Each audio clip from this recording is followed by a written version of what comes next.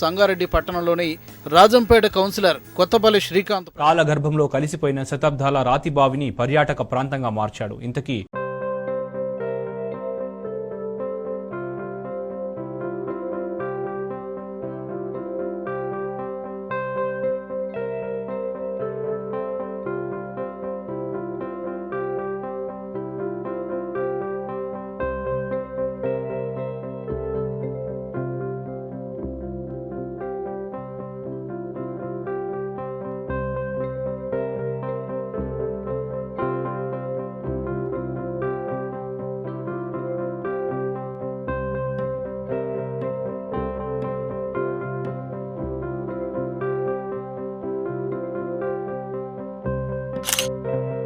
సత్కారం చేయడం జరిగింది.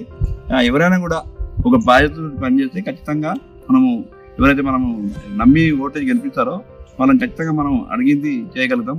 అది నాని చేయడం చాలా సంతోషంగా ఉంది.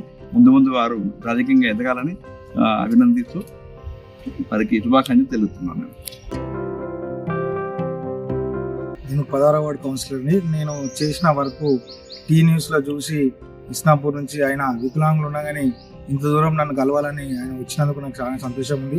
ఇటువంటి హెరిటేజ్ స్ట్రక్చర్స్ని డెవలప్ చేస్తే రేపు రాబోయే రోజుల్లో వాళ్ళకి అందరికీ మేలు జరుగుతుంది, వాళ్ళు తెలుసుకుంటారు అనే ఉద్దేశంతోనే నేను ఎలక్షన్లప్పుడు మాటిచ్చి ఆ మెట్ల బావిని ఎంతో కష్టంగా దాన్ని తీర్చిదిద్దడం జరిగింది.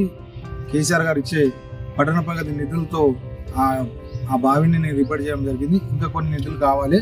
ఇప్పుడు గవర్నమెంట్ మారింది కాబట్టి కొత్త గవర్నమెంట్కి రిక్వెస్ట్ చేస్తున్నా, నాకు ఇంకొక 30 లక్షల వరకు ఫండ్ కేటాయిస్తే అది డెవలప్ అవుతుంది.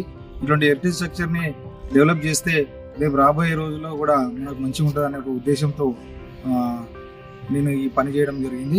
ఈ వర్క్ను చూసి ఇంత దూరం నా గురించి వచ్చిన రజానా గారికి ప్రత్యేకంగా ధన్యవాదాలు తెలియజేసుకుంటూ థ్యాంక్ యూ.